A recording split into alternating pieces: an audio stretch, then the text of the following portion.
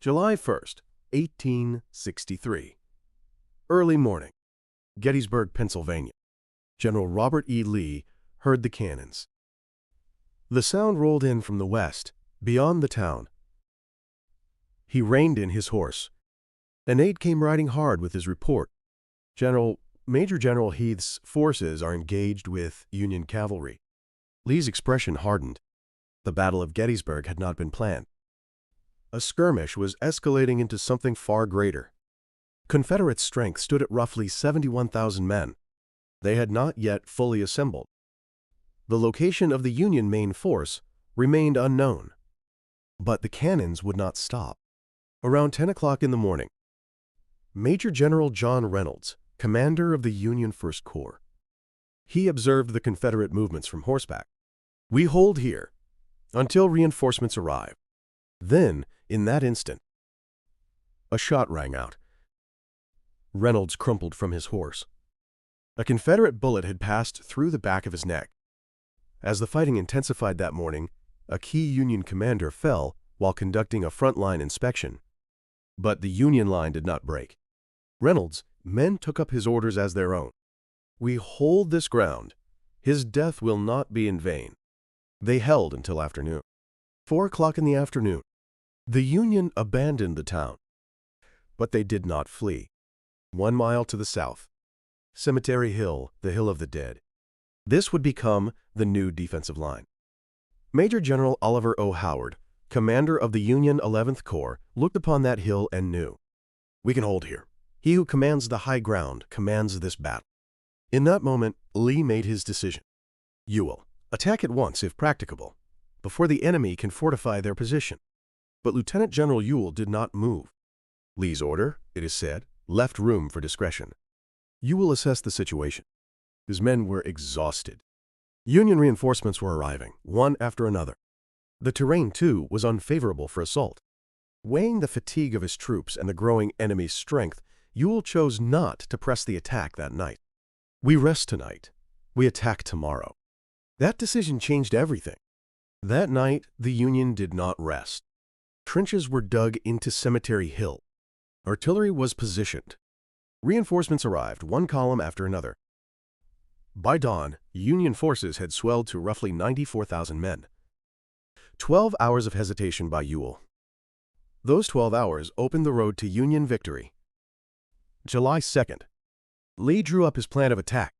Strike the Union left flank, take those hills, drive into their side. Lieutenant General Longstreet objected.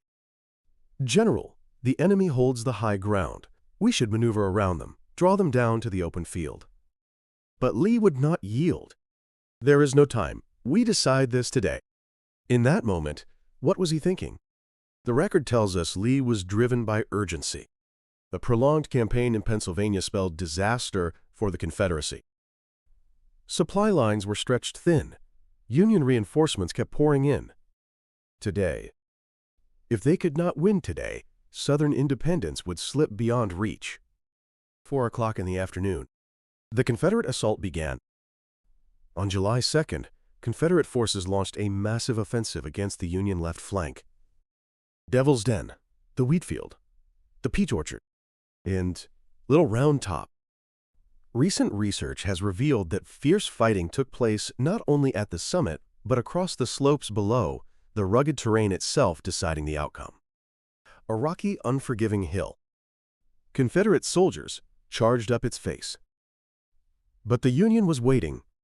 Gunfire, smoke, screams. The summit of Little Round Top. The 20th Maine Infantry Regiment, commanded by Colonel Joshua Chamberlain. One of his men brought the report. "Colonel, ammunition is gone." Chamberlain scanned the ground around him. The next Confederate assault was bearing down. Two choices clashed in his mind. Option A, retreat, surrender the hill, and the entire Union defensive line collapses. Option B, fix bayonets and charge, either victory or annihilation. He closed his eyes, and then he chose. Fix bayonets. Every eye went wide. Charge. Chamberlain ran down the hill. His men followed. No ammunition. But they had their bayonets. The Confederate soldiers had not anticipated this charge. Confusion. Retreat. Little Round Top was held. July 3rd. Lee stood staring through the window. Just over a kilometer away. Cemetery Ridge. The Union Center. Longstreet objected again. "General, a frontal assault on that position is suicide." Lee answered, "There is no other way. We must win here." In that moment, what was he thinking? Lee almost certainly knew. The odds of this attack succeeding were not in his favor, but the Confederacy had run out of time. To pull back now meant the invasion had failed. The dream of Southern independence extinguished. Then there was nothing left but to make the final gamble. Longstreet was once held responsible for the defeat, but modern military history has reassessed his defensive strategy as the rational choice. 1 o'clock in the afternoon. The Confederates are said to have opened with roughly 150 cannon, pounding the Union Center for approximately 2 hours. The ground trembled. The sky disappeared behind smoke. 2 hours, the bombardment raged on. 3 o'clock in the afternoon. The guns fell silent. Major General George Pickett raised his sword. Forward! Led by Pickett and 2 other generals, the assault force numbered roughly 12,500 men. The attacking column comprised 3 divisions. They stepped out into the open field. Before them, more than a kilometer of exposed ground. At the far end, the Union line. For the first few minutes, nothing happened. The men walked in silence. Flags rippled in the wind.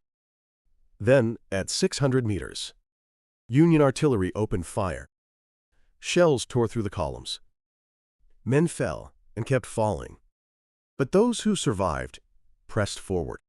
At under 200 meters, the Union rifles opened up.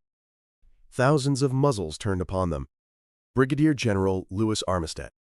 He raised his hat on the point of his sword. "Follow me." Hundreds of men followed him forward. They reached the Union stone wall. They were the unit that broke through the Union defensive line and drove deepest into the enemy position. But it was the beginning of the end. Armistead fell. His men fell with him. 4 o'clock in the afternoon. The survivors of the Confederate assault came staggering back. 12,500 men had gone forward. Fewer than half returned. Lee rode out to meet them. "It is all my fault." That day, the Confederate offensive was finished. July 4th, American Independence Day. Lee ordered the retreat. Rain began to fall. A column of wagons bearing the wounded wound southward. He knew. This had been the last great Confederate invasion of the North. From this point forward, the Confederacy would be forced onto the defensive. 4 months later, November 19th, Abraham Lincoln stood at Gettysburg, a cemetery for the fallen, a dedication ceremony. His address, while word counts vary by method, is generally known as a brief speech of around 272 words. 2 minutes. Yet those words defined the future of America. Government of the people, by the people, for the people. 3 days. Casualties are estimated, commonly cited as roughly 23,000 Union and 28,000 Confederate, totaling approximately 51,000. But this sacrifice was not in vain. At Gettysburg, the Confederate offensive ended. At Gettysburg, the road to Union victory was opened. At Gettysburg, the future of America was decided.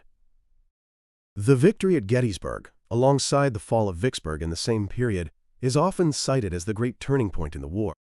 Here, the last great Confederate invasion of the North was broken. Here, Union morale was restored.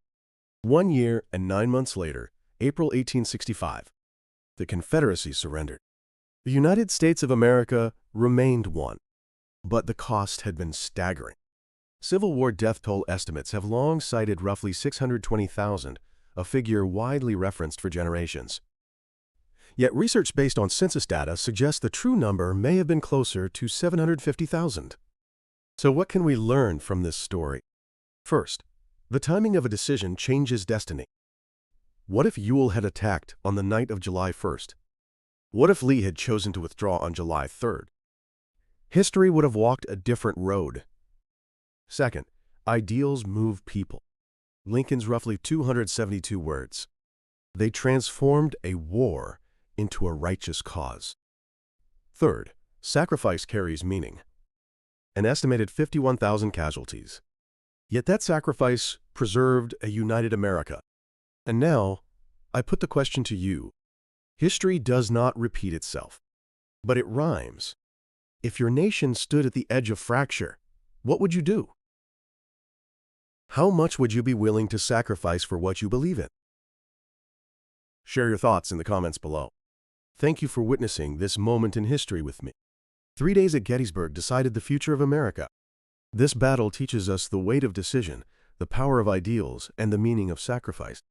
On this channel, we relive the moments of decision that changed the course of human history and draw their lessons into the present. If this story moved you, subscribe and leave a like to support the channel. See you in the next one.